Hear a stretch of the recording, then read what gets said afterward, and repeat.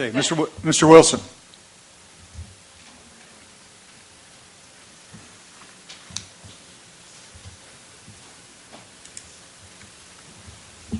Let me say, first of all, Mr. Chairman, that I appreciate your charge to the lead scientist today, and I appreciate your report, too, very much.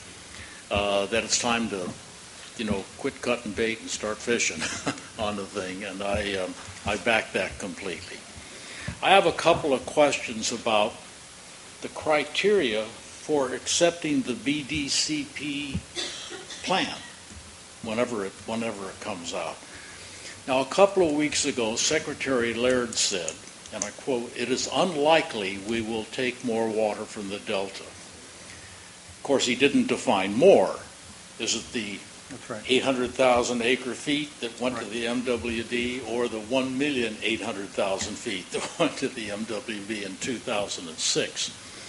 There's a new BDCP blog that made its appearance today in which they said the same thing. There's going to be no new water taken out of the Delta. That was by Nancy Vogel, who's a press representative for the Resource Agency and former Sacramento Bee reporter. She can actually write in English. Pretty good start, that little statement. Well, that's great. But two things happen like this, and they both say the same thing. I see a water agency propaganda campaign behind it all. That's my feeling there. Now, what I want to ask is, do you have a criteria for this in your acceptance criteria? No, we have a statute. We have a statute that directs the council to incorporate the Bay Delta Conservation Plan into the Delta Plan. If it meets the criteria. If it meets the criteria listed, and if the Department of Fish and Game declares that it has met the requirements of law, that decision, the Fish and Game decision, may be appealed to us. That is the statute, not an opinion. It's a statute. The statute does not say exports of water from the Delta must be lower. It doesn't say 4 million acre feet, 12 million acre feet, 11. It doesn't say anything. Don't you have to know what they intend to do? Arguably, we would have to know what they intend to do in order to determine they have met the requirements of law. That is not the same thing Mr. Wilson is saying, that they have to answer every question with a guaranteed outcome, since their plan is 50 year. Joe, is 50. It's a 50-year plan, and so they are guessing as to what the future will bring. And the last thing you can do, whether it is you as a taxpayer or anything else, hold you to the statements you make this year when you have to change circumstances. Well, I know everybody keeps moving the cheese every month to a different place. You know? Of course, that takes a lot of, to stay current. But I think that they should, in your acceptance criteria, you should know whether what the amount of water that they plan to divert south is going to hurt the Delta or not.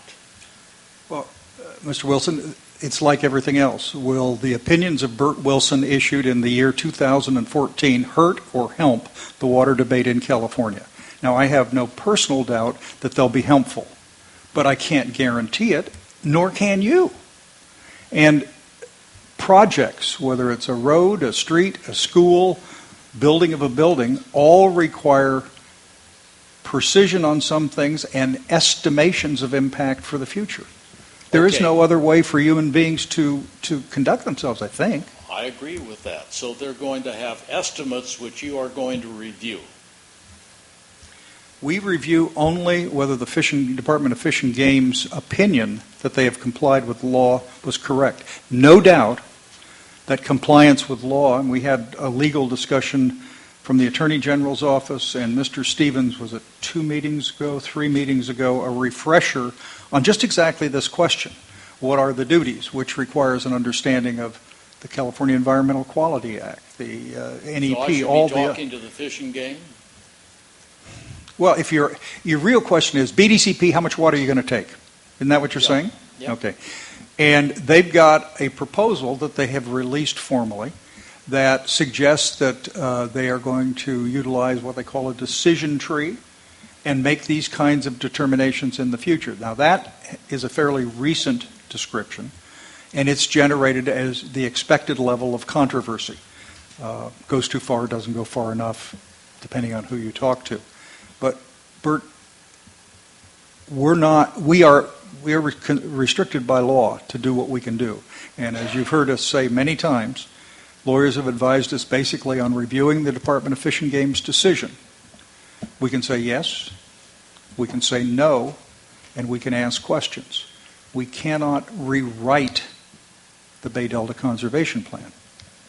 What I'm guided by, Mr. Chairman, is that in the State Water Code, where it describes the Delta Stewardship Council and what they are charged with, it says specific conditions that you have, no, I'm sorry, it says you have specific criteria that the BDCP must meet. Right. And I'm wondering what that criteria is. There's the co-equal gold, and you're familiar with that language. There are 7 or is it 8 inherent objectives in statute. They are general descriptions, including water reliability for all purposes. All of those have to come together, and we try to balance the issue. But the appeal is to the determination as to whether the Bay Delta Conservation Plan has met the requirements of law. CEQA specifically, the HCCP or HCCP, the state law on conservation planning and related issues. They must also receive clearance from a federal agency, and Mr. Stevens, correct me if I'm wrong, under the Endangered Species Act. If they get that clearance, you will, I predict, feel that that is an erroneous decision, but that appears to be one of the factors necessary for both Fish and Game and for us, if it comes to us, to say they have met the requirements of law. Yeah, but law aside, it says but specific law criteria. aside. It says the Delta Stewardship Council has specific criteria that the BDC plan must meet in order to be accepted into the Delta plan. I don't know how you can start a sentence that's saying put the law aside and then tell me what the law says in the same time. It's only one way or the other. It's not both ways. If your interpretation is the law requires us to make an independent determination on each and every action, recommendation, proposal, environmental impact report, study of the Bay Delta Conservation Plan as to whether it is in accord with our statutory mandate, I think that is wrong. For example, we have a statutory mandate to promote statewide water conservation. The Bay Delta Conservation Plan does not. Do we impose that standard on them? I mean, Bert, Joe's got the statute. I even gave you the statute, the 30 or 40 page long statute on all of this stuff. That isn't analogous to what I'm asking. I don't know what they're finally going to say in their recommendations. Okay. Nobody else does either. I'll accept that. Now, when all of this started, the rationale for building a conveyance, that was when it was a conveyance, a pseudonym for a peripheral canal, was the fish were getting ground up in the pumps at the Harvey O. Banks plant, and that there were reverse flows in the delta. Remember that? I certainly remember that. That isn't where the discussion started historically, but I remember that. Okay, all right. Now, at the last BDCP meeting, I asked them, they had a scientist there with Jerry Merrill and Carla Namath and a few other people, and I asked them, would the twin tunnels eliminate reverse flows in the delta? And the answer was no. So if we're going to spend $50 billion on twin tunnels that won't stop the reverse flow, why don't we take the state-of-the-art fish screens, put them in front of the Harvey O. Banks pumping plant, and do away with the whole tunnels and stuff? Save $50 billion. We've had this discussion many times. Let me try it again. Bert, if you start from the position you have, which is generally speaking that the environmental concerns are first and primary and should be predominant over most things. You, for example, have been very critical of the co-equal goals. You think one should be preeminent.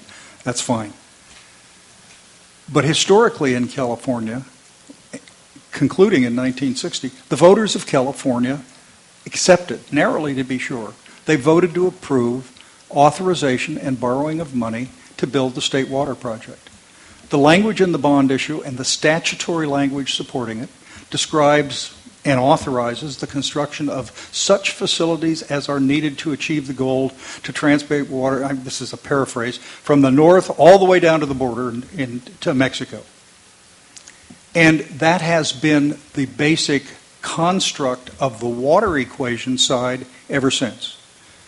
The damage that has been resulted from water development has been slow in being recognized and realized, but the challenges to operations, the litigation about it, is an attempt to require the protection and improvement of the environment. But both authorizations, which are in law, exist simultaneously.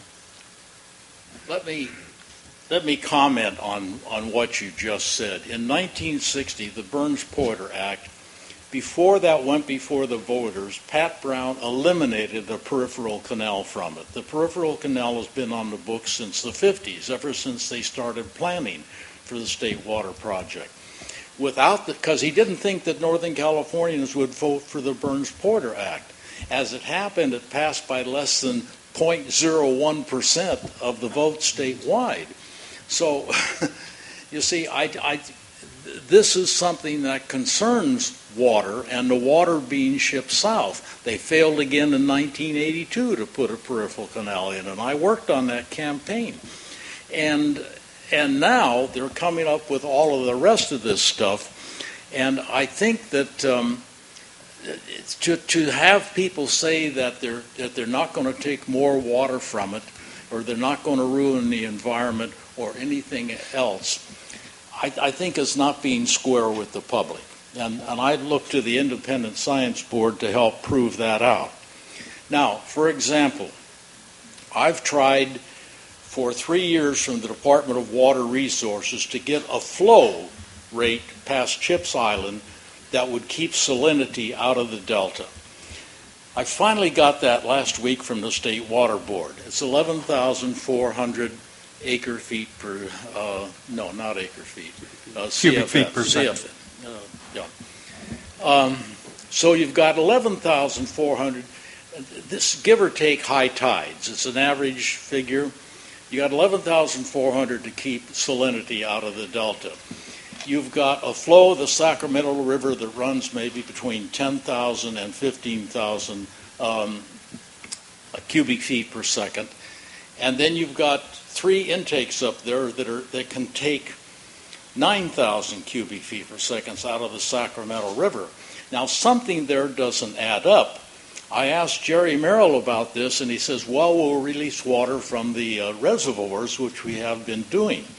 Now, what happens when we have a 1, 2, or 3 year drought, you see, and there's no water left in the reservoirs, and there's no water left in the Sacramento River? I mean, we're up against it. How can you let anything like that go through with that possibility hovering in the future? Bert, I think we ought to bring the discussion to a halt, but it kind of goes like this. For the recent report that Dr. Goodwin alluded to, the history of the Delta's natural environment and its conversion, has a very interesting fact that I didn't actually know. The first diversions of water from the Delta started in 1940.